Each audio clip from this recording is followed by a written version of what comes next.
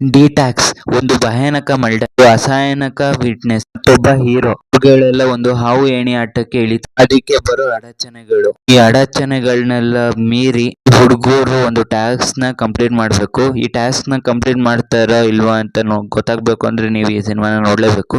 Medical mafia ಅನ್ನೋದು ಮುಂಚೆನೂ ಇತ್ತು, ಈಗ್ಲೂ ಇದೆ, ಮುಂದೆನೂ ಇರುತ್ತೆ. ಈ ರೀತಿಯ ಸಿನಿಮಾಗಳು ಮುಂಚೆನೂ ಬಂದಿದೆ.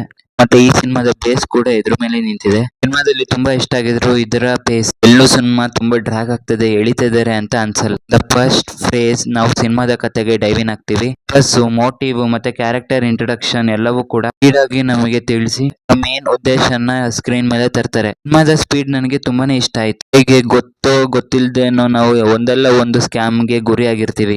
ತೀನ್ ಲೈನ್ ಅನ್ನ ಸಿನಿಮಾದಲ್ಲಿ ಅಚ್ಚುಕಟ್ಟಾಗಿ ಕಾಂಟ್ರಿಬ್ಯೂಟ್ ಮಾಡಿದ್ದಾರೆ. ಡೈಲಾಗ್ಸ್ ಗಳು ಕ್ರಿಪ್ಸ್ ಮತ್ತೆ ಆನ್ ಪಾಯಿಂಟ್ ಆಗಿದೆ. ಸಿಚುವೇಶನ್ ಗೆ ಎಷ್ಟು ಬೇಕೋ ಅಷ್ಟು. ಸಿನಿಮಾವನ್ನ ಅವರು ಎಕ್ಸಿಕ್ಯೂಟ್ ಮಾಡಿರೋ ರೀತಿ ಕೂಡ ಸಖತ್ತಾಗಿದೆ. ಸಿನಿಮಾದಲ್ಲಿ ಸ್ಟೆಂಟ್ ಕೊರಿಯೋಗ್ರಫಿ ತುಂಬಾನೇ ಚೆನ್ನಾಗಿದೆ.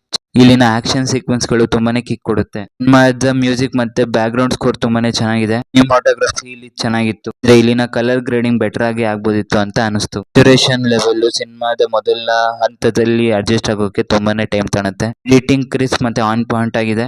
ಪರ್ಫಾರ್ಮೆನ್ಸ್ ವಿಷಯಕ್ಕೆ ಬಂದ್ರೆ ಜಯಸೂರ್ಯ ಮತ್ತು ಹಾಗೂ ಸಾಗರ್ ಇಬ್ಬರು ಕೂಡ ಪ್ರಿಪೇರ್ ಆಗಿ ಚಿತ್ರರಂಗಕ್ಕೆ ಬಂದಿರೋದು ಕಾಣುತ್ತೆ. ಆಕ್ಷನ್ ಬ್ಲಾಕ್ ಗಳಲ್ಲಾಗ್ಲಿ, ಡೈಲಾಗ್ ಡೆಲಿವರಿಗಳಲ್ಲಾಗ್ಲಿ, ಭಾಗಕ್ಕೆ ಬೇಕಾದಂತ ಮ್ಯಾನರಿಸಮ್, ಬಾಡಿ ಲ್ಯಾಂಗ್ವೇಜ್ ಎಲ್ಲದರಲ್ಲೂ ಒಂದು ಒಳ್ಳೆ ಎಫರ್ಟ್ ಅನ್ನ ಹಾಕಿದ್ದಾರೆ ಅಂತ ಕಾಣ್ಬೋದು. ನಾನಾ ನೀನಾ ಅನ್ನೋ ರೀತಿಯಲ್ಲಿ ಇಬ್ರು ಕೂಡ ಈ ಸಿನಿಮಾಗೆ ಕಾಂಟ್ರಿಬ್ಯೂಟ್ ಮಾಡಿದ್ದಾರೆ. ಸಿನಿಮಾದಲ್ಲಿ ಮತ್ತೊಬ್ಬ ನಟಿ ನಮಗೆ ತುಂಬಾನೇ ಇಂಪ್ರೆಸ್ ಮಾಡ್ತಾರೆ. ಶ್ರೀಲಕ್ಷ್ಮಿ ಅವರು ಪಾತ್ರ ತುಂಬಾನೇ ಚೆನ್ನಾಗಿದೆ ಮತ್ತೆ ಅವರು ಕೂಡ ಅಷ್ಟೇ ಜೀವ ತುಂಬಿದ್ದಾರೆ ಅಂತ ಹೇಳ್ಬೋದು. ಉಳಿದಂತೆ ಅಚ್ಯುತ್ ಕುಮಾರ್, ಗೋಪಾಲ್ ದೇಶಪಾಂಡೆ, ಸಂಗೀತಾ ಭಟ್ ಕೂಡ ಅವರವ್ರ ಪಾತ್ರನ ಅಚ್ಚುಕಟ್ಟಾಗಿ ನಿಭಾಯಿಸಿದ್ದಾರೆ. ಇನ್ನು ಈ ಸಿನಿಮಾದ ನೆಗೆಟಿವ್ಸ್ ಬಗ್ಗೆ ಮಾತಾಡೋದಾದ್ರೆ ಸಿನಿಮಾದ ಸ್ಪೀಡ್ ಒಂದು ದೊಡ್ಡ ಪಾಸಿಟಿವ್ ಆದ್ರೆ ಸಿನಿಮಾದ ಪರ್ಪಸ್ ಏನು ಅನ್ನೋದನ್ನ 30 ನಿಮಿಷದಲ್ಲಿ ನಮ್ಮ ಮುಂದೆ ಇಡ್ತಾರೆ.